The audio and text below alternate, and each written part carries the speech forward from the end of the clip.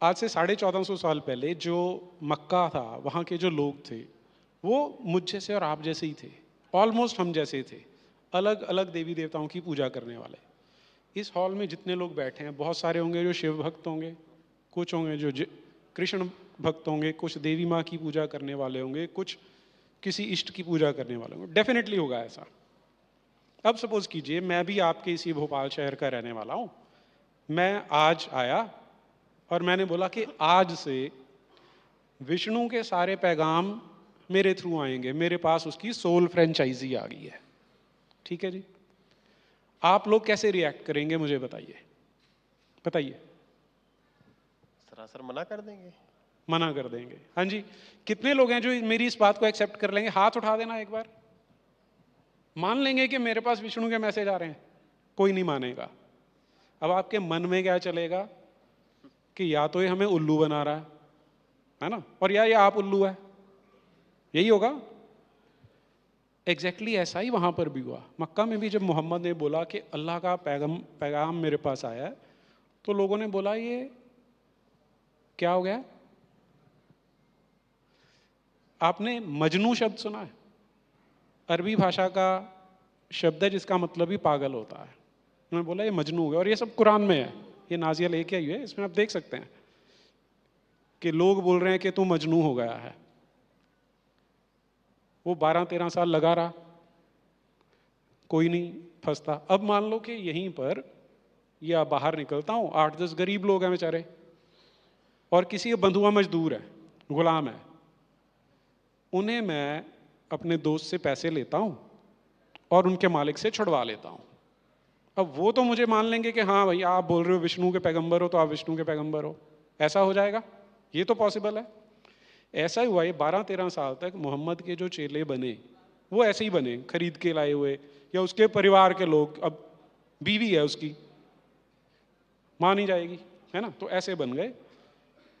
लेकिन ये 12-13 साल बाद उसने अपनी स्ट्रेटेजी चेंज कर ली।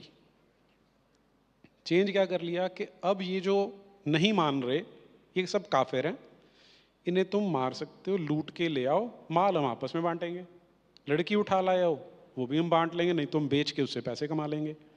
तो that is how Islam started spreading. अब वो प्रोसेस रैपिड हो गया, एक्सेलरेट हो गया। वो सूर्य अल अनफल, सूरा अनफाल, अनफल। अब वो डिटेल में आज मैं नहीं जाऊंगा क्योंकि समय की मर्यादा है, लेकिन द पॉइंट इज कि उस व्यक्ति का आप मेंटल लेवल सोच सकते हैं, जो कभी नहीं पढ़ा लिखा, कुछ नहीं किया उसने, राइट? तो क्या उसे पता होगा? अब हमारे यहाँ एक ग्रंथ है योग वशिष्ठ, उसके आप पहले 4-5 पेज पढ़ेंगे ना, उसमें आपको बिल्कुल क्लियर, आज से कम 8,000 साल पुराना ग्रंथ है वो, उसमें लिखा है कि आसमान का कोई जो रंग है वो क्यों है, क्योंकि प्रकाश के रंग बिखरते हैं, जो आज लाइट 500 साल, वेस्ट वाले 500 साल पहले पढ़ाना शुरू किए हैं। अब उसे क्या लगता था कि आसमान है तो ये तो एक छत है, जो ये जैसे ही छत आपको दिखाई दे रही है ना, ऊपर ये लाइट चमक रही है, तारे हैं, तो ऐसा ही अब उसका दिमाग कहाँ तक जा सकता है। उसने बोला ये तारे लगे हुए हैं ना, ये लालटेन है रोशनी देने के लिए, और इसके ऊपर एक और छत, एक और आसमान है, एक और आसमान है, तो ऐसे 7 आसमान है। अब वो विश्वास कर सकता था, उसके चेले भी विश्वास कर लेंगे, लेकिन हम सनातन धर्म को मानने वाले, 21वीं सदी में रहने वाले अगर इसे मान रहे हैं, तो वो बेवकूफ था या हम बेवकूफ हैं? बेवकूफ तो हम हैं जो उसे धर्म, रिलीजन बोल रहे हैं। ये तो हमारी स्टुपिडिटी है ना। तो जो आपका क्वेश्चन है 7 आसमान का कॉन्सेप्ट कहाँ से आया, तो 1450 साल पहले रेगिस्तान के एक आदमी के दिमाग में आया है, उसने वो आगे बांटा, हमने उसे एक्सेप्ट कर लिया। और हमारी हिपोक्रेसी क्या है, हमारे संविधान का आर्टिकल 51H जो डायरेक्टिव प्रिंसिपल्स हैं, वो बोलता है we have to make every endeavour to develop scientific temper. ठीक, अब साइंटिफिक टेम्पर क्या बोलता है? 7 आसमान होते हैं? नहीं होते। वहां पे कोई बैठा हुआ है? नहीं बैठा हुआ। कुरान क्या बोल रही है कि जो सूरज है वो एक मटमैले तालाब में जाके डूब जाता है, ये साइंटिफिक टेम्पर है? नहीं है। लेकिन वो सब हमने कागज़ों में लिखा और छोड़ दिया। प्रैक्टिकल लाइफ में हम कुछ नहीं कर रहे, पैसे कमाने में तो लगे हुए हैं, लेकिन हमने कभी भी ये जो स्ट्रक्चर थे, जो मेंटल स्ट्रक्चर थे, जो थियोलॉजिकल स्ट्रक्चर थे, ना तो उन्हें कभी चैलेंज किया, गिराने की तो बात बहुत दूर किया। इसलिए, और हमारे ही दिए हुए पैसे से, हमारे टैक्स के पैसे से फंडिंग होती है मदरसों की, उनके मौलवियों को, उनके मौलानाओं को सैलरी जाती है जो वहाँ पे पढ़ाते हैं, जो आलिम हैं, और ये सब हमारे देखते देखते हमारे सामने हो रहा है। इसलिए आपको आज ये क्वेश्चन पूछना पड़ रहा है कि 72 हूरों की कॉन्सेप्ट कहाँ से आ गई। जब वो ये बोल सकता है कि एक अल्लाह ऐसा है जिसने हमें बनाया है, पर ये जो काफिर हैं, तुम लूट के इनकी लड़कियां उठा के उन्हें रेप कर सकते हो, अगर ये एक्सेप्ट किया जा सकता है तो फिर तो कुछ भी एक्सेप्ट हो सकता है। तो this is that level of shear stupidity जहां से सब निकल के आता है। अब यहाँ बात समझ और समझदारी की आती है कि कुरान में जो कुछ लिखा है क्या वही समझाया जाता है, क्योंकि कुरान तो अरबी में है और इस देश में रहने वाले मुश्किल से 1 या 1.5% लोगों को अरबी आती होगी। तो ये ज्ञान कौन देता है? थूपा किसके माध्यम से जाता है? तो बहुत बहुत इंपॉर्टेंट चीज़ है ये। इनिशियली देखिए, मैं बिल्कुल सेक्युलर लेफ्टिस्ट कम्युनिस्ट होता था, मुझे किसी धर्म से, रिलीजन से कुछ लेना नहीं होता था, लेकिन और मैंने भगवत गीता पहले नहीं पढ़ी थी, मैंने कुरान पहले पढ़ी थी, और जब मैंने पढ़ा था तो आई वॉज शॉक्ड कि इसे कोई होली बुक कैसे कह सकता है। That was my first thought. अच्छा, अब क्योंकि टीचर था तो हर तरह के बच्चे भी आते थे वहाँ पे, मुस्लिम भी आते थे, और बड़ी अच्छी इंटेंशन वाले बच्चे लगते थे आते हैं। मैं उनसे पूछता था कि तुमने कुरान पढ़ी है? बोलते थे हाँ पढ़ी है। बोलता था तुम्हें समझ में आई है? हाँ। मैं बोलता उसमें तो बड़ी गलत चीज़ें लिखी हैं। बोलते नहीं सर, कुछ नहीं लिखा हुआ। अब वो, क्योंकि मैं टीचर वाली मर्यादा में रहता था, मैं उन्हें चैलेंज तो नहीं कर रहा था इनिशियली, लेकिन मेरे माइंड में पता क्या आता था कि इन्होंने पढ़ा सब है, लेकिन ये इतने चालबाज हैं कि मेरे सामने एक्सेप्ट नहीं कर रहे। ये मेरा इनिशियल इम्प्रेशन था। फिर जब मैंने थोड़ा और प्रोब करना शुरू किया, बच्चा बहुत इनोसेंट होता है, स्ट्रेट फॉरवर्ड भी होता है। तो एक बार ऐसे लड़कियों की क्लास चल रही थी उस समय, तो मैंने उनसे बात की कि तुम्हें इतना नीचा समझा जाता है कुरान के अकॉर्डिंग, तुम इसमें विश्वास कैसे कर लेते हो? तो बोली नहीं सर, ऐसा तो कुछ भी नहीं है। मैंने कहा तुमने पढ़ी है? बोली पूरी कुरान पढ़ी है। तो मैंने कहा चौथी सूरा पढ़ी है, सूरा निसा? कहती हाँ सर पढ़ी है। मैंने कहा बोलो ज़रा। उसने बोलना शुरू किया अरबी में। मैंने कहा नहीं बेटा, मुझे इसका मीनिंग बता। कहती मीनिंग तो मुझे पता नहीं। अब आप इग्नोरेंस की हाइट इमेजिन करके देखिए कि वो बोल रही है कि मुझे पता है, लेकिन उसे सिर्फ अरबिक आती है, ओरिजिनल मीनिंग उसे पता नहीं। तो फिर मैंने उसे पढ़ाया, मैंने कहा देख ये लिखा है। तो उसे भी शौक लगा कि कैसे हो सकता है। वो गई मौलवी के पास, मौलवी ने इवेड करने की कोशिश की, लेकिन तब मुझे समझ में आया कि ये सारा खेल वो जो 2-4% मौलवी मुल्ला क्लास है ना, वो चलाते हैं। क्योंकि आप अगर बच्चे को, अब इमेजिन कीजिए 6-7 साल का, नाजिया एग्जाम्पल ले लेते हैं, 6-7 साल की नाजिया है, और इसे वो कहेगा, मौलवी बोलता है कि नाजिया ये जो बाकी के जो 80% हैं ये काफिर हैं और इनसे तुझे नफरत करनी है, करोगे? ऑब्वियसली। और एक ज़माना रहा है नीरज भाई कि हमारी विचारधारा ऐसी हो रही थी। हमारे भी घर में बहुत सारे ऐसे बच्चे हैं जो अभी भी ये सोचते हैं। मेरे खुद के परिवार में ऐसे बच्चे हैं, पर हम उनको समझा रहे हैं। ठीक है।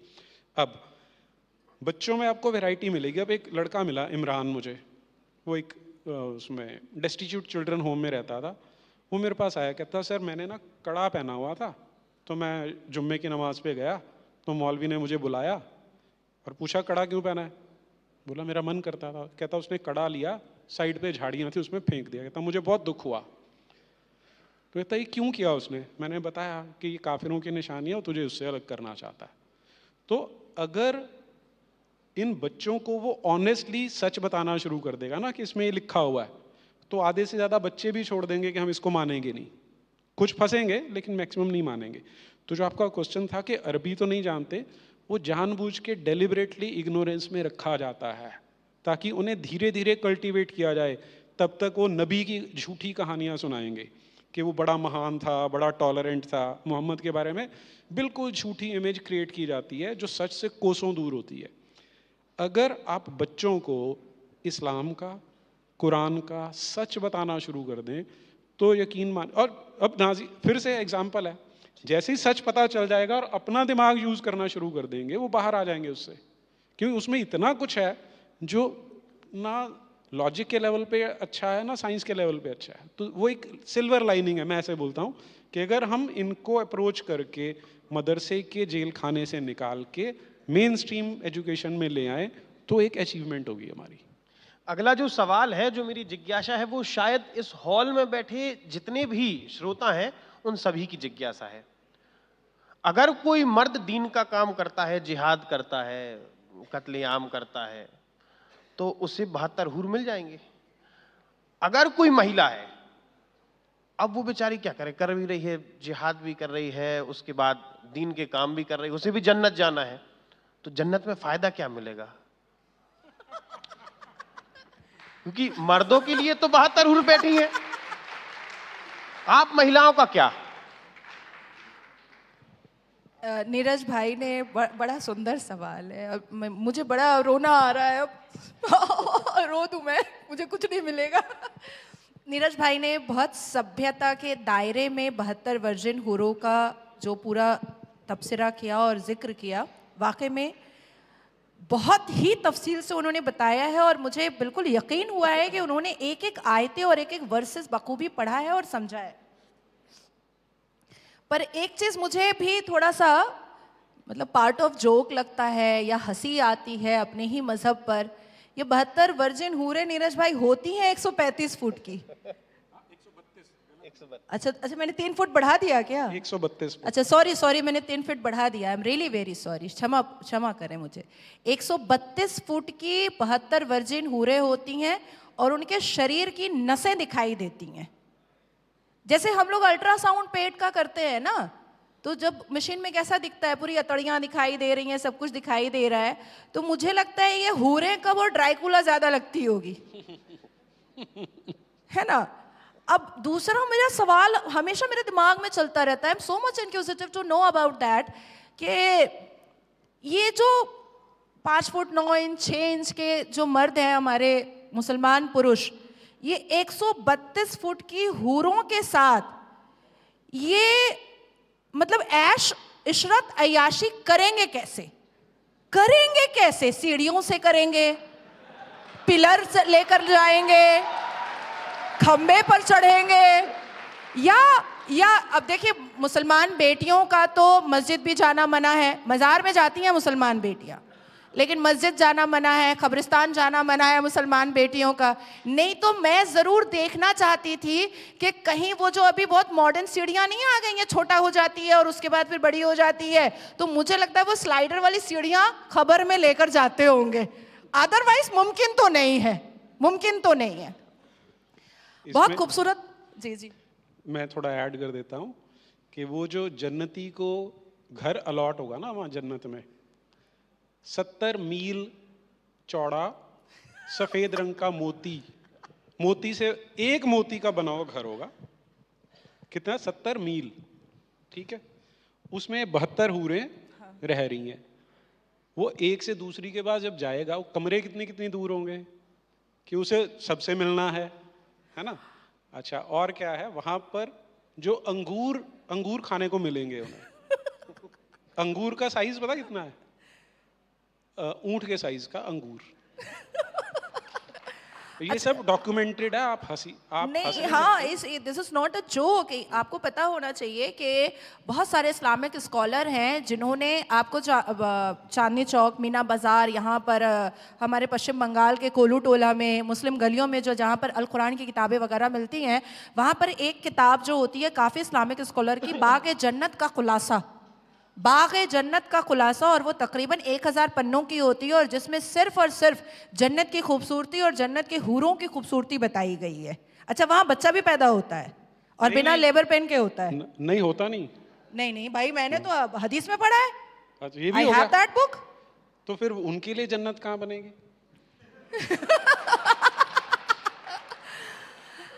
हाँ, एक चुभने वाला सवाल जरूर किया है भाई साहब ने कि मर्दों को तो 72 वर्जिन हूरें मिल जाएंगी और हम जब मरेंगे। एक minute, and they always remain a virgin. हाँ, सदा सदा वो कुंवारी रहेंगी और यंग भी रहेगी। हाँ, और वर्जिन भी रहेगी। वर्जिन। लेकिन हम जब मर करके जन्नत जाएंगे तो हमें क्या मिलेगा? हमें सारे मुल्लाओं का जो बच्चा पैदा होगा हूरों से, उसका इंतजार करना पड़ेगा कि शायद कोई मर्द ब्रैड पिट और जॉन अब्राहम पैदा हो जाए, वही करना पड़ेगा। देखिए, ये एक फेक, फैब्रिकेट और फॉल्स एक नैरेटिव है, इसके अलावा कुछ नहीं है।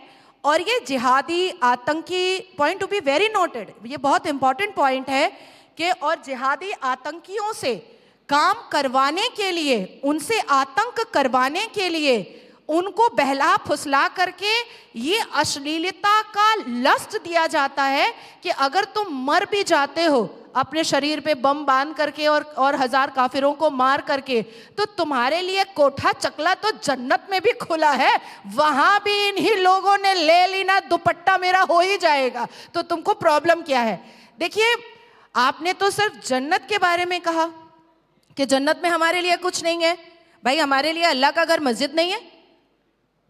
हम कब्रिस्तान, हमारे अब्बा का अगर इंतकाल होगा, मैं नहीं जा पाऊंगी, हालांकि मेरे अब्बा को 3 बेटियां ही हैं, मेरा कोई अपना भाई नहीं है, तो कौन जाएगा? आस पड़ोसी जाएगा उनको दफनाने के लिए, हम तो 3 बेटियां नहीं जा सकते। The second thing is very important कि जहां सनातन धर्म में महिलाओं को ऐगिरी, नंदिनी, महिषासुर मर्दिनी कहा जाता है, वहां हमारे इस्लाम में बेटियों को उनके वर्जाइना में फूंक मार करके बच्चे पैदा करवाए जाते हैं, और यह कुरान में लिखा है, और यह कुरान में लिखा हुआ है।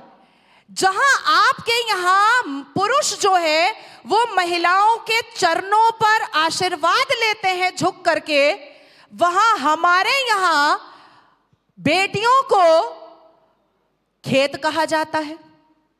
और जो खेत कहा गया है आयत में, उसमें यह भी परमिशन दिया गया है कि तुम्हारी जब मर्जी आए तुम उस खेत में हल जोतने जा सकते हो। अब गोया तुम आगे से जाओ, पीछे से जाओ, दाएं से जाओ, बाएं से जाओ, ऊपर से जाओ, नीचे से जाओ, मतलब जहां से जाना चाहते हो वहां से जा सकते हो। इसके अलावा हमारे पूरे भारत में, इवन एंटायर वर्ल्ड आप ले लीजिए, 57 मुस्लिम कंट्रीज में शायद ही 1 या 2 हमारे जो बीबी फातिमा, बीबी जैनब, बीबी सफिया और बीबी आयशा और बीबी मरियम के नाम से आपको एकाक मस्जिद मिलेगी। हमारी ये जो जितनी भी अहम महिलाएं अल कुरान में गुजरी हैं और जिनका तबसरा हम पढ़ते हैं, उनके नाम से एक मस्जिद तक नहीं बनाई जाती है, एक मस्जिद तक नहीं बनाई जाती है। तीसरी बात मैं आपको बोलना चाहती हूं कि आप देखिए 1450 साल से लेकर के, बहुत लंबा रिसर्च हो जाएगा, बच्चे बोर हो जाएंगे, नहीं तो आप 77 साल को रिसर्च करो, एक भी मजार बताओ कि किसी मुसलमान महिला का मजार हो। क्यों? हम पाकीज़ा नहीं होते, हम पाबंद नहीं होते 5 वक्त नमाज के, हम अल्लाह के पाबंद नहीं होते। अभी देखिए मुस्कान ने, जो अलकायदा के चीफ की कॉन्क्यूबाइन थी, कीप थी, उसने हिजाब के लिए भारत में आतंक फैलाने का कितना बड़ा काम किया। तो उसका वो जब मरेगी तो क्या हमारे भारत के मुस्लिम ठेकेदार इस बात को लिख करके देंगे जाफरान से, केसर से दूध मिला करके कि मुस्कान का एक मजार बनेगा? मुगलों का मजार बनता है, वो अश्लील मुगल जो मर्द और औरत दोनों लेता था, लेकिन हमारी महिलाओं का कोई मजार नहीं बनता है। हमारी महिलाओं को पैर की जुत्ती तब भी समझा जाता था, तब भी जब प्रॉफिट मोहम्मद 6 साल की बच्ची में औरत तलाश किया करते थे और उसको 9 साल में खिला पिला करके मोटा तगड़ा बनवाए, सिर्फ इसलिए कि उसके साथ इंटीमेट रिलेशन कर सके, उसका बदन भारी होना चाहिए, उसका बदन बल्कि होना चाहिए, तब भी हम पैर की जूती थे, तब भी हम सेक्सुअल डिजायर का सामान थे, और आज भी हम पैर की जूती हैं और हमेशा रहेंगे अगर मुसलमान बेटियां फ्रंट आकर के नहीं बोलेंगी। आपने तो जनाब, आपने तो हूर पूछ लिया मुझसे, हमें तो धरती पे इज्जत नहीं मिल रही, हमें तो धरती पे मान मर्यादा नहीं मिल रहा, हमें तो धरती पर रखेल बना करके रखने का कोशिश किया जाता है, हमें तो धरती पर बेइज्जत किया जाता है, हमारा तो जीना बेकार है। मुझे अफसोस होता है, मेरी आंखों में आंसू आ जाता है, मेरी जबान लड़खड़ाने लगती है, मेरा जिस्म थरथराने लगता है, मेरी जुबान से आवाज नहीं निकलती है जब मैं 14 साल की बेटी, मुसलमान बेटी को अपने चेंबर में देखती हूं कि 14 साल की उम्र में उसने एक बच्चा पैदा किया और शौहर ने उसको तलाक दे दिया, ये कह करके कि अब वो उसको पसंद नहीं है। आप जन्नत में हूरों की बात कर रहे हैं। धरती पे पहले तो मान मर्यादा हमें मिल जाए तो ही हम सोचेंगे कि हमें कुछ मिला इस इस्लाम मजहब में।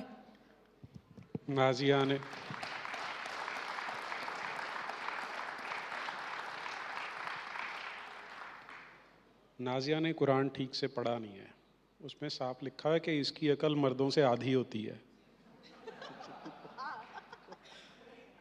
आधी अकल वाली एक्सपेक्ट कर रही है, पूरे राइट, बताओ सबके सामने। अच्छा, दूसरी चीज़, आप मस्जिद की बात कर रहे हो, आपको पता होना चाहिए कि अल्लाह ताला जो है उसकी जब इबादत हो रही होती है, नमाज हो रही होती है, तो ये नमाज 3 केसेस में टूटती है। कौन कौन से 3 केस हैं? अगर कुत्ता सामने से निकल जाए, गधा निकल जाए या महिला निकल जाए। तो ये सोच रहे हमें मस्जिद दे देंगे, गलत, ये दीन से खारिज कर दी जाएगी। मैं तो ऑलरेडी खारिज हो चुकी हूँ। मैंने इससे पहले भी एक्सप्लेन किया है कि मस्जिद के अंदर हम पहले जाते थे मस्जिद, ऐसा नहीं है। देखिए अभी भी मक्का में तवाफ जो है या मक्का हज जो है वो महिला और पुरुष एक साथ करते हैं। आप 2025 का भी आप उम्रा उठा करके देख लीजिए, बिल्कुल एक साथ किया जाता है। लेकिन वहाँ ईव टीजिंग के बहुत सारे वीडियोस भी हैं। नहीं, काफी बलात्कार के केस भी मक्का मदीना से आए हैं भाई। काफी बलात्कार के, और मुसलमान बेटियों ने ही वॉइस रेज किया है। लेकिन हमारे भारत के जो मुल्ला होते हैं वो अब तो मस्जिदों में जाना बंद करके टीवी चैनलों में चिल्लाना ज्यादा सही समझते हैं। वो रमजान को भी उन्होंने वो बना दिया है, तमाशा बना दिया है, जिस पर एक नात में पढ़ रही हूं। एक दाना खिलाकर शैतान ने आदम को निकाला जन्नत से, एक दाने पे इतनी नादानी, अंजामों को मुसलमान भूल गए, जो रोजे अजल पैमा किए दुनिया में मुसलमान भूल गए, जो काम मुसलमानों के थे वो काम मुसलमान भूल गए। तो एक्चुअली में अब ये मुसलमान है। तो मस्जिद में हम जब एक्सक्यूज क्या आया, स्कॉलर्स ने क्या बताया, क्योंकि मैं तो बड़ी जिज्ञासा में रहती थी बचपन से कि औरतें जब झुकती हैं, सजदे में जाती हैं, तो उनका अगाड़ पिछाड़ देखने से उनका वजू टूट जाता है, और वजू टूट जाता है तो बार बार उठ करके उनको वजू करना पड़ेगा, तो नमाज कब पढ़ेंगे? तो आप सोचिए कि इनकी इबादत ऐसी होती है कि ये औरतों को पूरे बंद कपड़े में देखने के बावजूद भी ये गीले हो जाते हैं। तो अब प्रॉब्लम हम जैसे लोगों का नहीं है, महिलाओं का नहीं है, उनका है। ये अश्लील थे, अश्लील हैं और अश्लील ही रहेंगे।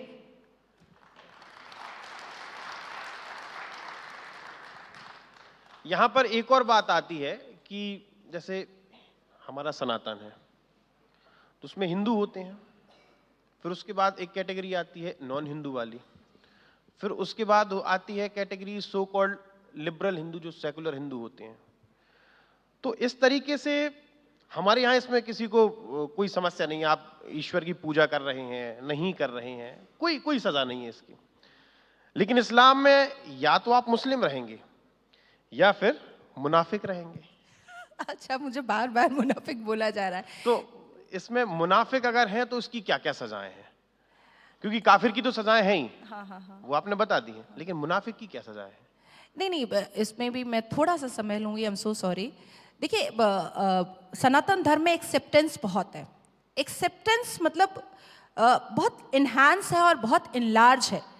आप सारी मंदिरों में, जैन मंदिर में भी जाते हैं, बौद्ध मंदिर में भी चले जाते हैं, आप जगन्नाथ मंदिर में भी जाते हैं, दुर्गा मंदिर में भी जाते हैं, काली मंदिर में भी जाते हैं, राम मंदिर में भी जाते हैं, इवन आप लोग तो मज़ार भी चले जाते हैं। आप लोग तो मज़ार भी चले जाते हैं। गधे जो हैं वहां जाके धागा भी बांध लेते हैं, वहां जाकर के शिरनी भी खा लेते हैं। तो एक्सेप्टेंस है सनातन धर्म में, और वो है, एग्जैक्टली है, लेकिन हमारे इस्लाम में कहीं पर भी कोई एक्सेप्टेंस है ही नहीं। हम नहीं जा सकते। इवन प्रकाष्ठा तो यहां पर आती है कि इसी अल कुरान में हम सूरे मरियम पढ़ते हैं, इसी अल कुरान में हम सूरे मरियम पढ़ते हैं, और इस दुनिया की सभी बेटियों को गर्भवती होने के वक्त में सूरे मरियम पढ़ाया जाता है ताकि लेबर पेन ना हो और आराम से बच्चा हो। लेकिन एक मुसलमान को कह दीजिए कि चलो आज हम चर्च जा रहे हैं, चलो वहां कैंडल जलाते हैं, हाय रे मेरा इस्लाम खतरे में आ जाएगा, हाय रे मैं मदर मैरी के पास नहीं जा सकता, लेकिन कुरान में सूरे मरियम पढ़ते हैं। आपने कहा कि इस्लाम के खिलाफ जो होते हैं, मुर्तद कहा, क्या कहा, मुनाफिक, मुनाफिक मुनाफिक मुनाफिक, सरतन से जुदा, सरतन से जुदा, यही है और क्या है, यही है और क्या है। इसके लिए तो मैंने आपको पहले ही कह दिया कि औरंगजेब का भाई दारा शिकोह ने जब गंगा जमनी तहजीब और बौद्ध धर्म का प्रचार किया तो औरंगजेब ने एक एग्जाम्पल क्रिएट कर दिया है। ब्लास्फेमी की सजा क्या है, मुर्तद होने की सजा क्या है। लेकिन मुझे नीरज भाई की वो बात याद आ गई कि शर्म से नजर झुक जाती है, और एग्जैक्टली मैं आपका सेंटेंस यूज कर रही हूं नीरज भाई, कि शर्म से नजर झुक जाती है कि 77 साल होने को आ गया, लेकिन आज भी सत्य बोलने वाला इंसान और अपने मजहब में रिफॉर्म करने वाला इंसान कभी मौत के मुंह से निकल के आता है, लेकिन जुडिशरी उसका साथ नहीं देती। हमारे देश के एक्स मुस्लिम को आज भी चेहरे पर मास्क लगा करके फिरना पड़ता है। और जैसे ही सर्वोच्च न्यायपालिका या न्यायपालिका जाइएगा, हाँ बताइए all India Muslim personal law board आप क्या बोलना चाहते हैं। अरे क्यों सुन रहे हो उसकी बात। मैं उन जजेस से पूछना चाहती हूं कि आप अपने पटल पर संविधान लेकर बैठते हो या आप शरिया और कुरान लेकर के बैठते हो। ये क्या पाकिस्तान है, ये क्या ईरान है, ये क्या तेहरान है, ये क्या तुर्किस्तान है। आप संविधान को पढ़ करके, आप संविधान के आर्टिकल के अंडर बैरिकेड, आप अपना न्याय दीजिए, आप अपना जजमेंट सुनाइए। हाँ तो बताइए जमायतुल उलमाए हिंद आप क्या बोल रहे हैं, हाँ तो बताइए फलाना आप क्या बोल रहे हैं। अरे आप पूछने वाले कौन होते हैं।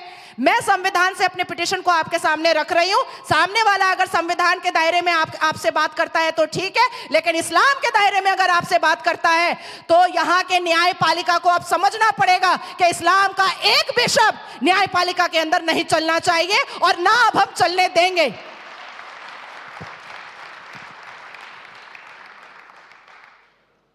देश के प्रधानमंत्री नरेंद्र मोदी जी का यह सपना है कि 2047 में भारत विश्व गुरु बनेगा। उसमें लगे भी हैं, चूंकि 70 वर्ष का जो संघर्ष रहा उसके बाद जैसा है आप सभी को ज्ञात है। लेकिन दारुल उलूम का एक और एजेंडा है, पीएफआई के द्वारा। हट ने भी उसे स्वीकार किया है, पीएफआई का भी है, हट ने भी उसका एक वो ड्राफ्ट सामने आया था कि गजवाए हिंद बना देंगे 2047 तक। असल में क्या है ये गजवाए हिंद? देखिए, गजवाए हिंद की आवाज़ पाकिस्तान से आती है तो समझ में भी आता है, लेकिन दुर्भाग्य है हम लोगों का कि भारत की सरजमीन से भी गजवाए हिंद की आवाज़ आती है। वाकई में हमारे आदरणीय प्रधानमंत्री मोदी जी के नेतृत्व में लाखों करोड़ों लोग अपना नींद चैन सुकून खो दिए हैं। राष्ट्र की भक्ति में ऐसा निकल पड़े हैं कि ना घर संसार का पता है। मुझे तो अपने बेटे से मिले हुए एक साल हो जाता है। आप लोग भी देखिए, आज सैटरडे है, आप लोग यहाँ पर है। बस विकसित भारत बनाने के लिए हमने जैसे संकल्प ले लिया है, हमने जैसे वचन दे दिया है भारत माँ को कि हम देश को आदरणीय प्रधानमंत्री जी के साथ विकसित भारत बनाएंगे। लेकिन वहीं पर मुस्लिम लीग, वहीं पर रजाकार फौज के आखिरी सिपहसालार और पाकिस्तानी मुखबिर असदुद्दीन अवैसी और अकबर उद्दीन अवैसी, जो पाकिस्तानी मुखबिर है, वो जमायतुल उलमाए हिंद, देवबंद, पीएफआई ये सारे लोगों ने 2047 तक दारुल इस्लाम करने की स्ट्रैटेजी को गढ़ा है। पर आज भी जो हिंदू ये हाथ को वोट कर रहा है ना, यही हाथ आपको आने वाले वक्त में गला दबाएगा। आज भी जो हिंदू नमाजवादी पार्टी को वोट कर रहा है, उसको वो नमाजवादी पार्टी नमाज पढ़वाएगा। आज भी जो हिंदू तृणमूल कांग्रेस पार्टी को वोट कर रहा है, वो टेररिज्म फैक्ट्री में उस हिंदू को भी लेकर के जाएगा। आज भी जो हिंदू असदुद्दीन अवैसी के मुस्लिम इत्तेहादुल मुस्लिमीन को वोट कर रहा है, उसको वो भी पार्ट बनेगा गजवाए हिंद का, क्योंकि उसको बनना पड़ेगा। मुझे लगता है कि ये विकसित भारत का संकल्प और ये जो सपना है, ये तभी पूरा हो सकता है जब इस देश में सबसे ज्यादा आबादी वाले खड़े होंगे और कहेंगे नमो पार्वती पता, नमो पार्वती पता, जय जय जय जय श्री राम।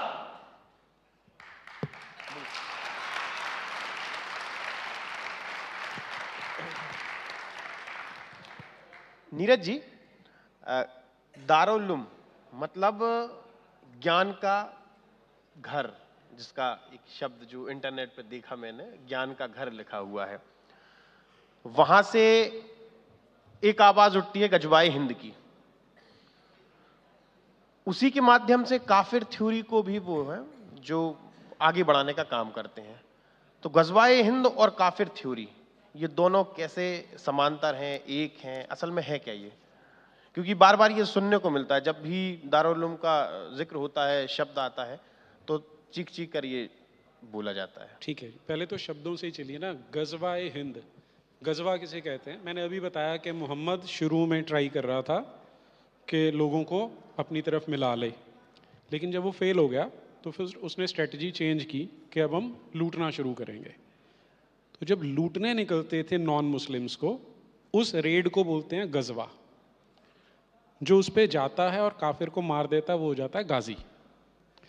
और गजवाए हिंद एक हदीस है, बहुत ज़्यादा ऑथेंटिक नहीं है लेकिन ऑथेंटिक माना जाता है उसे, कि हिंदुस्तान को जीतना है। तो ये तो गजवाए हिंद की कॉन्सेप्ट है, लेकिन उससे ज़्यादा सीरियस प्रॉब्लम हमारे लिए क्या है? 2011 में एक मीटिंग रखी गई थी दिल्ली में, क्योंकि मैं चंडीगढ़ को बिलोंग करता हूँ। वहाँ पर एक आईजी होते थे, आईजी पुलिस थे, राम ओहरी। वो रिटायर हो गए थे 2011 में, सीनियर आईपीएस ऑफिसर थे, तो वो विजिलेंस के भी डायरेक्टर रहे। तो तब उन्होंने 2011 में बोला था ये फर्स्ट टाइम कि उनके पास क्योंकि देश भर से इनपुट आती थी कि इस्लामिस्ट का जो एजेंडा है वो है 2047 आने से पहले इस देश को इस्लामाइज करने का। तो ये कोई नई चीज़ नहीं है, उन्होंने तब बता दिया था। अब तो डॉक्यूमेंट हमारे हाथ में लगा है, लेकिन जो लोग थोड़े से अवेयर हैं या जो सिक्योरिटी इस्टेब्लिशमेंट में बुद्धिमान लोग हैं, उन्हें ये चीज़ पता थी। दूसरी चीज़, जो काफिर की कॉन्सेप्ट पूछ रहे हैं, उसका आज के गजवाए हिंद से कुछ लिंक नहीं है। वो उसी टाइम से चला आ रहा है, जो जब इस्लाम की स्टार्टिंग होती है। जो नाजिया ने सुरा काफिरून पढ़ी ना, आयरॉनिकली जो लास्ट वर्स है सुरा काफिरून की, लकुम दीनुकुम वलिया दीन, वो आप देखेंगे टीवी डिबेट्स में मौलाना उसे कोट करते हैं, to you your religion, to me my religion. वो ये बताने के लिए कोशिश करते हैं कि इस्लाम में कोई फोर्सफुल कन्वर्शन नहीं होती। जबकि अगर आप पूरी हिस्ट्री देखें, मोहम्मद के टाइम से लेकर आज तक आ जाइए, ऐसे ही कन्वर्शन हुआ है। अब काफिर के बारे में, काफिर और जिहाद, इन दो शब्दों के बारे में कन्फ्यूजन क्रिएट किया जाता है। और किया किसने है? यूट्यूब पे जाएंगे तो जाकिर नायक या इस तरह के 2-4 लोग हैं जो अपोलोजिस्ट का काम करते हैं। वो क्या बोलता है? वो टेक्निकलिटीज़ में ले जाता है कि काफिर का मतलब होता है जो कवरर होता है, जो किसी सच्चाई को छिपाता है, उसे काफिर बोलते हैं। इस तरह की वो क्या बोलें उसे, शाब्दिक खेल खेलता है। अब इस्लाम में किसी मुफ्ती, आलिम, मौलवी से ऊपर है कुरान का दर्जा, अनडिस्प्यूटेड है वो। उसकी जो चैप्टर नंबर 98 है, उसकी पहली और छठी वर्स काफिर की डेफिनेशन देती है। काफिर वो अहले किताब और मुशरिक, ये दोनों काफिर हैं। तो काफिर के दो कैटेगरीज हो गई, एक अहले किताब, एक मुशरिक। अहल ए किताब, अहल यानी लोग या पीपल, ए किताब पीपल ऑफ द बुक, वो लोग जिनके पास एक किताब है। तो बाय डेफिनेशन ज्यूज जिनके पास तोरा है, क्रिश्चियंस जिनके पास बाइबल है, वो आ जाते हैं अहले किताब में। मुशरिक जो हैं, अब आप क्योंकि जर्नलिज्म में है, तो जर्नलिज्म में एक बहुत टाइम से सबवर्शन की एक टेक्निक है कि जब आप जर्नलिस्ट बनते हैं, मुझे जर्नलिस्ट ने ही बताया कि हमें एक लिस्ट दी जाती है कि तुम्हें ये वाले शब्द बोलने हैं और ये वाले नहीं बोलने। आप भी आज से ध्यान देना शुरू कीजिए कि पार्टिसिपेट किया, उन्होंने वहाँ जाके शामिल हुए की बजाय बोलेंगे प्रधानमंत्री ने इस कार्यक्रम में शिरकत की। कयास लगाए जाते हैं, फहरिस्त जारी की जाती है, जानबूझ के इस्लामाइजेशन करने के लिए है। तो वहीं से जब वो बोल रहे हैं कि नरेंद्र मोदी ने इस कार्यक्रम में शिरकत की, तो यानी पार्टिसिपेट किया, रूट वर्ड है शिर्क। तो उसी को आप एक्सटेंड कर लीजिए कि अगर आप बोल रहे हैं ईश्वर अल्लाह तेरो नाम, तो आपने बोल दिया कि अल्लाह और ईश्वर सेम लेवल पे आ गए, आपने उन्हें पार्टिसिपेंट बना दिया, आपने उनकी शिरकत करा दी। तो जो अल्लाह के बराबर किसी और को लेके आ रहा है, वो शिर्क कर रहा है और वो मुशरिक है। तो इन दोनों को मिला लीजिए तो ये काफिर की डेफिनेशन में आ गए। तो सारे हिंदू, सारे बौद्ध, सारे सिख, सारे जैन वो मुशरिकों में आ जाएंगे, और क्रिश्चियन और ज्यूज जो हैं वो अहले किताब में आ जाएंगे। बिल्कुल। मैं फिर से आपका उत्तर चाहूंगा इस सवाल पर कि 3 तलाक कानून आया, आपने 3 तलाक के ऊपर बहुत काम किया, आप महिला हैं, आप उस कमेटी में भी रहीं। तो 3 तलाक आने के बाद मुस्लिम महिलाओं को कितनी राहत मिली है, और लगातार दो सवाल हैं, और लगातार जो मुल्ले और मौलवी जो टीवी पर, यूट्यूब पर अपने अपने स्टेटमेंट देते हैं कि साहब हलाला जो है, हलाला का प्रकार इस तरीके से है, हलाला को बड़े सुधार कर समझाते हैं कि नहीं, हलाला इस तरीके से हलाला होता है, हलाला मतलब ये नहीं कैसे होता है, लेकिन हलाला ये है। तो हलाला को भी बड़े साफ सुथरे तरीके से दिखाया जाता है। साफ है कहाँ कुछ जो साफ सुथरे तरीके से दिखाने की कोशिश की जाए। नहीं, मैं सबसे यंगेस्ट काउंसिल थी और मैंने अपने सीनियर को काफ़ी हेल्प किया, और जितनी भी 3 इंस्टेंट ट्रिपल तलाक, क्योंकि कुरान में नहीं था एक सांस में तलाक देना, तलाक़ बिद्दत वगैरह के बारे में अल कुरान में तबसरा है, वाज़ा है, लेकिन इंस्टेंट ट्रिपल तलाक देना या व्हाट्सएप के थ्रू तलाक देना या डिजिटल के थ्रू तलाक देना, क्योंकि अल्लाह तबारक ताला को तो पता नहीं था कि आईफोन आने वाला है और डिजिटल फ़ोन आने वाला है और नेटवर्क आने वाला है, वाईफाई 5G आने वाला है, ये सब तो उनको पता नहीं था। तो ऐसा नहीं है कि अवेयरनेस भी बहुत किया हम लोगों ने, काफ़ी हम लोगों ने इसको लेकर के अवेयरनेस कैंप भी लगाया, लेकिन तलाक अभी भी इंस्टेंट हो रहा है, अभी भी हो रहा है। और कई मुल्ला मौलवियों की वजह से ये उटंगे पैजामे और लंबे कुर्ते और ये बिना मूछ के दाढ़ी वाले जो हैं, ये बेटियों को कुचलने के लिए आज भी खड़े रहते हैं, और इस्लाम के जस्टिफिकेशन पर, जैसे ये बलात्कार को बलात्कार जिहाद बोलते हैं, किसी दूसरे की बहू बेटियों को लूटना ये लव जिहाद बोलते हैं, उसी तरीके से ये अपने घर की, अपने मज़हब की बेटियों के साथ भी आराम से ये अश्लीलता जिहाद कर लेते हैं। हाँ, ये ज़रूर है कि कम से कम जुडिशरी सिस्टम के द्वारा ऐसे लफंगे मुसलमान पुरुषों को हम पकड़ पाते हैं, उनको जेल की हिरासत में रख पाते हैं, लेकिन जो सेक्शंस आए हैं उस सेक्शंस में कहीं ना कहीं बेल के प्रावधान बहुत ज़्यादा है और बेल मिल जाता है। अब बेल जब मिल ही गया है तो फिर वो दूसरी शादी भी कर ही लेता है। लेकिन हमारे मुस्लिम समाज में डिवोर्सी, जैसे मैं विधवा हूँ और उम्र के 17 साल में ही हुई, तो मेरे जैसे विधवा लड़की के लिए या तलाकशुदा लड़की के लिए, ऐसी लड़कियों के लिए ज़िंदगी गुजारना या दूसरी ज़िंदगी किसी से शादी करके बनाना, इसकी कोई गुंजाइश ही नहीं है। 2018 की बात है कि मेरे लिए एक रिश्ता आया था जिसकी उम्र 61 ईयर थी, 61 ईयर। तो मैंने उससे कहा कि मैं अपने लिए शौहर लेना मतलब शौहर ढूंढूंगी, अपने अब्बा का दोस्त नहीं ढूंढूंगी।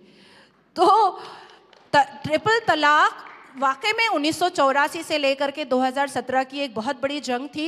2015 के स्टार्टिंग में मेरा पिटिशन गया और जिस हिसाब से अरबिक टू इंग्लिश करके मैंने देश को और न्यायपालिका को, सर्वोच्च न्यायपालिका को, अपने सीनियर वीके बिजू सर को मैंने समझाया और वो लोग कन्विंस हुए और इंस्टेंट ट्रिपल तलाक पर बैन लगा। लेकिन अभी भी वो फ्रूटफुल जो एक रिपार्केशन आना चाहिए वो फ्रूटफुल रिपार्केशन नहीं है। मुसलमान बेटियां आज भी रो रही हैं। अब आता आप दूसरी बात जो आपने हलाला कहा। हलाला ऐसा होता है कि मान लीजिए मैं अपने आप को ही बना लेती हूँ, नीरज भाई मेरे को 2 बार एग्जाम्पल बनाए तो एक बार मैं खुद से खुद को बना लेती हूँ।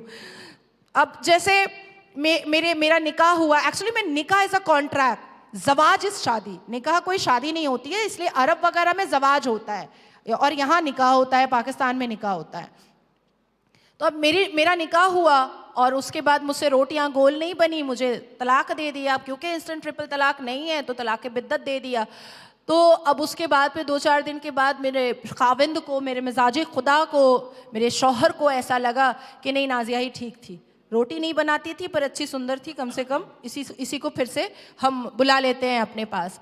तो वो ऐसे नहीं बुला सकते, क्योंकि एक बार जब तलाक होता है तो वो जो बीवी होती है, अहलिया होती है, वो मकरू हो जाती है अपने खाविंद के लिए, अपने मजाजी खुदा के लिए, वो हराम हो जाती है।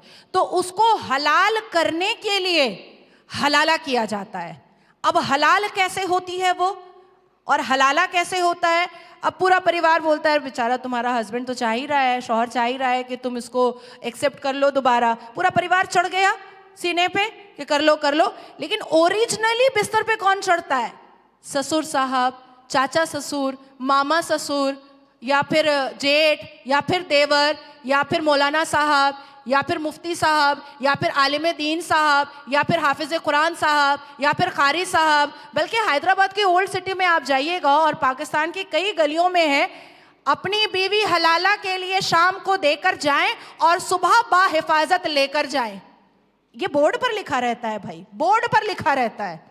तो ये है ओरिजिनल हलाला का कॉन्सेप्ट और यही है हलाला, एग्जैक्टली यही है हलाला। अब इसको कोई पॉलिश करके कुछ भी बताने की कोशिश करे, वो उसको मैं क्या ही काउंटर करूंगी, लेकिन एग्जैक्टली अगर दीन इस्लाम के हिसाब से देखा जाए तो ये हलाला है। हालांकि अल कुरान में एक वर्स है जिसमें बहुत छोटे अंदाज में ये लिखा गया है कि हलाला करने की नौबत ना आए। लेकिन अब सवाल ये भी पैदा होता है कि लिखने वाले को, जिसने अल कुरान लिखा, हमारी अलहामी किताब लिखा, कि भैया जिस गली जाना नहीं है उसका पता दे काहे के लिए रहे हो? जब हलाला नहीं करना ज्यादा बेहतर है तो हलाला कॉन्सेप्ट को मेंशन कुरान में करने की जरूरत क्या थी? अब मुझे किसी मुसलमान गली में जाना ही नहीं है तो मैं आपसे आने के बाद भोपाल में पता क्यों पूछूंगी कि यहाँ पर कौन कौन सी मुसलमान गलियां हैं? तो ये भी एक बहुत ही वजह है कि आखिर ये मेंशन कुरान में किया ही क्यों गया। बहुत बहुत धन्यवाद। समय की गरिमा है और जो हमारे श्रोतागण हैं, अगर उनमें से किसी को किसी जिज्ञासा हो, प्रश्न हो, तो 2 प्रश्न हम लेंगे।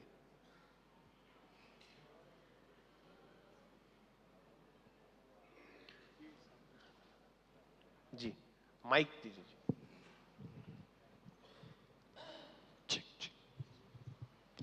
हेलो, मैं किशोर राजानी। मैं सबसे पहले वैचारिक महाकुंभ के बारे में पिछले 4-5 से सुन रहा था कि आखिर वैचारिक महाकुंभ होता क्या है। आज यहाँ आके हकीकत को मैंने देखा तो मेरी आंखें खुली हैं, समाज की भी खुली होंगी। और मैडम नसीमा जी को मैं प्रणाम करना चाहता हूँ। इतने अच्छे उद्बोधन हैं इनके कि इनको प्रणाम करता हूँ। खड़े होकर मैंने किया था, मैं पुनः प्रणाम करता हूँ। ऐसे वक्ता देश को आगे बढ़ाने में काफ़ी सराहनीय होंगे। पुनः प्रणाम करता हूँ। इतनी बात करके अपनी बात को विराम देता हूँ। जी, प्रश्न बस यही है कि मैं आपकी बातों से जो है बहुत प्रेरित हूँ। ऐसा मैंने कभी सोचा नहीं था कि मैं ऐसे महाकुंभ का श्रोता बनूंगा और ऐसा सुनने का मुझे अवसर मिलेगा। थैंक यू सो मच भाई साहब। एक्चुअली मैं गंगा स्नान और मोक्ष की प्राप्ति करके आई हूँ ना, इसलिए और भी साफ और शफाफ बोल रही हूँ। जी जी, मैं भी महाकुंभ में गया था, लेकिन ये उस महाकुंभ से भी बड़ा महाकुंभ है आज जो मैं यहाँ मुझे सुनने का अवसर मिला। इस इतने सवालों के बाद कोई अलग से सवाल नहीं रह जाता कि आपसे किया जा सके। भाई साहब जैसे कर रहे हैं चैनल के माध्यम से, बहुत ही अच्छा प्रोग्राम है ये, ऐसा पुनः होते रहना चाहिए, ऐसी आशा करता हूँ। धन्यवाद। बहुत धन्यवाद दोनों विद्वान वक्ता। वाकई दिमाग में कई अनेक अच्छी और सच्ची बातें पता चली हैं।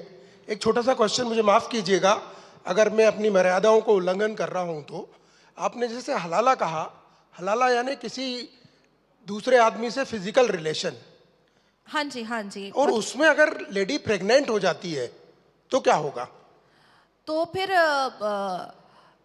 ससुर अब्बा का जो बच्चा होगा वो खाविंद का भाई हो जाएगा। ओके, यही होगा। धन्यवाद। समझ में आया ना? जी जी जी। क्योंकि मैं कभी कभी कंफ्यूज हो जाती हूँ, नहीं, क्योंकि जरूरी हमारे में भाई साहब वो कजन मैरिजेस भी हैं ना, मामाजाद भाई से, चाचाजाद भाई से। तो अब तलाक होने के बाद क्या होता है, हमारा रिश्ता मामाजाद भाई का तो रह जाता है, चाचाजाद भाई का तो रह जाता है, तो मियाँ बीवी में तलाक हो जाता है। और जिससे बच्चा हम पैदा करते हैं वो अपने ही अब्बू को फिर मामा बोलता है, मामा पुकारता है। नीरज सर, मेरा एक सवाल है कि इस्लाम में दारुल हरब की जो अवधारणा है, तो दारुल इस्लाम में पूरी दुनिया जब तक इस्लामिक नहीं हो जाएगी, जब तक क्या कहते हैं, जन्नत नहीं मिलने वाली। और जन्नत तो क्योंकि नीचे पड़े रहेंगे, वो मुर्दे उठ के नहीं आएंगे, क्योंकि 7वें आसमान से अल्लाह ताला नीचे नहीं आएंगे। तो पूरी दुनिया में कभी दारुल इस्लाम पूरी दुनिया कभी बनने नहीं वाली। तो ये जो मुर्दे हैं जो नीचे ज़मीन में, ये तो कभी जन्नत जाने ही वाले नहीं है। तो इस पर आपका क्या कहना है? देखिए, ये बड़ी प्रॉब्लम होती है। हम इस्लाम में अकल लगानी शुरू कर देते हैं। इस्लाम में अकल का दखल नहीं होना चाहिए, और ये उनका कॉन्सेप्ट ऐसे तकलीद बोलते हैं कि इस्लाम में अकल लगाना अलाउड नहीं है। लेकिन क्योंकि आपने क्वेश्चन पूछ लिया है तो उसका आंसर ये है कि पहली बात तो मुर्दा तो कब का डिकम्पोज हो चुका है, उठने वाला नहीं है। अब उसका आंसर पूछेंगे तो उनके पास एक ही होता है, अल्लाह बड़ा कारसाज है, कुछ भी कर सकता है। इसका आप लाइलाज हो जाएंगे, लाजवाब हो जाएंगे। दूसरा जो आप बोल रहे हैं कि जब तक सारे नहीं कन्वर्ट हो जाते, यही कह रहे हैं ना आप, तब तक कयामत नहीं आने वाली। अब इसमें एक ग्रे एरिया आ जाता है। ग्रे एरिया क्यों है? मैंने अभी बताया कि 1450 साल पहले एक अनपढ़ आदमी ने कुछ बोल दिया। एक तरफ तो ये है, आपका सवाल क्यों ज़्यादा अच्छा है, वो है कि कयामत आएगी तब सारे मुर्दे उठ के खड़े होंगे। दूसरा ये है, वो बोल भी रहे हैं कि मैं तो जन्नत और जहन्नुम देख के आया हूँ और वहाँ पर बहुत सारे लोग हैं। तो अब ये कॉन्ट्राडिक्शन कभी रिजॉल्व नहीं होता। हालांकि वो शाब्दिक जुमलेबाजी तो बहुत करते हैं, लेकिन एक तरफ उनका कहना है कि उसके बाद ही सारे जन्नत या जहन्नुम में जाएंगे, दूसरी ओर अपने हुजूर साहब जो थे सल्लल्लाहु अलैहि वसल्लम, हज़रत पैगंबर मोहम्मद साहब, उन्हें अल्लाह ने जन्नत और जहन्नुम दिखा भी दिए थे और उसमें रह भी रहे थे, और जहन्नुम में बहुत सारी महिलाएं ज़्यादा हैं उसमें, जहन्नुम में। इसका और भी एक आसान सा रिप्लाई है। आई एम सॉरी नीरज भाई, देखिए वाकई में इस्लाम में अकल का काम नहीं है, नकल का काम है, और ये सभी कहते हैं, बड़े बड़े इस्लामिक स्कॉलर भी कहते हैं। मुर्दे अगर उठाने की ताकत वाकई में अल्लाह और प्रॉफिट मोहम्मद को होती तो क्या संभल की मस्जिद को बचाने के लिए हमारे शांतिपूर्ण समुदाय पत्थर और चप्पल लेकर जाते अल्लाह का घर बचाने? तो किसके अंदर कितनी ताकत है और कितना कुव्वत है, ये तो नंगी आंखों से हम सब देख रहे हैं। चलिए, बहुत बहुत धन्यवाद। समय गरिमा है, इस वजह से सवाल तो बहुत हैं, जिज्ञासाएं बहुत हैं। एक सवाल और ले सकते हैं क्या? आखिरी सवाल है बस। ठीक है। हाँ, तो यहाँ पर एक, हाँ बिल्कुल, हमारे आज जो भोपाल मंथन, क्षमा प्रार्थी, आप बैठ जाइए, भोपाल मंथन कार्यक्रम के अंतिम सत्र में अंतिम मोड़ पर पहुंच चुके हैं, और जहां पर हम देखेंगे हमारे जो मुख्य वक्ता हैं नीरज अत्री जी भाई साहब, उनके द्वारा लिखी गई पुस्तक पर आधारित एक फीचर फिल्म है, उसका ट्रेलर हम देखेंगे, उसके बाद हम अपना समापन।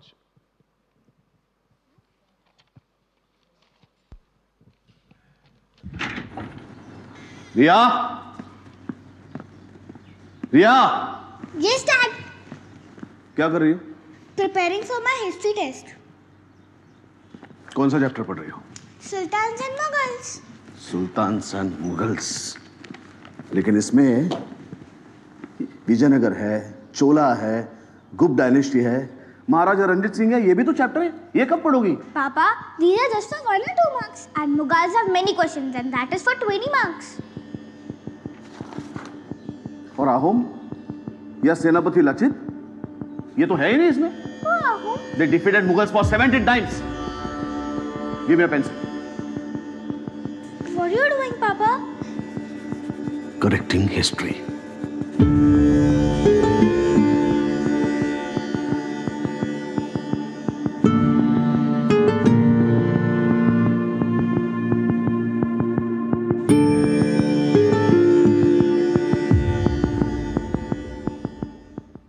एक बार जोरदार तालियां अपनी करतल ध्वनि से इस सारे के इस पूरे हॉल को गुंजायमान करिए। आपका बहुत बहुत धन्यवाद। मैं आलोक जी भाई साहब से कहता हूं, भाई साहब आप यहीं बैठिए।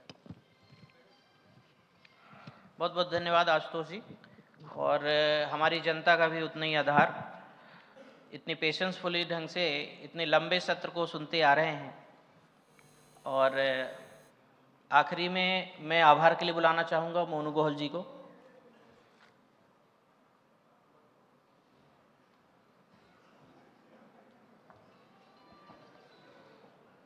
आज कुशाभाऊ ठाकरे फाउंडेशन द्वारा भोपाल मंथन के रूप में आयोजित वैचारिक महाकुंभ में पधारे समस्त सम्माननीय अतिथि विचारकगण, सभागार में उपस्थित समस्त श्रोतागण एवं इस आयोजन की कल्पना करने वाले कुशाभाऊ ठाकरे के फाउंडेशन के संस्थापक श्री अंशुल तिवारी जी, पूरी फाउंडेशन के मेंबर्स, इस सफल आयोजन के लिए आप सभी को बधाई एवं आभार।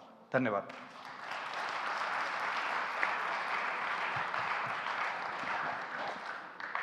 इस समापन के बाद चाय की व्यवस्था है बाहर। कृपया राष्ट्र एंथम के लिए आप लोग खड़े हो जाएं।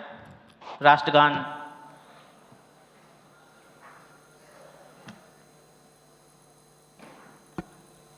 जनगण मन अधिनायक जय हे भारत भाग्य विधाता, पंजाब सिंध गुजरात मराठा द्राविड़ उत्कल बंगा, विंध्य हिमाचल यमुना गंगा उच्चल जलधि तरंगा, तव शुभ नामे जागे, तव शुभ आशीष मांगे, गाहे तव जय गाथा। जन गण मंगलदायक जय हे भारत भाग्य विधाता, जय हे जय हे जय हे जय जय जय जय हे। भारत माता की, भारत माता की। आप सभी का बहुत बहुत धन्यवाद।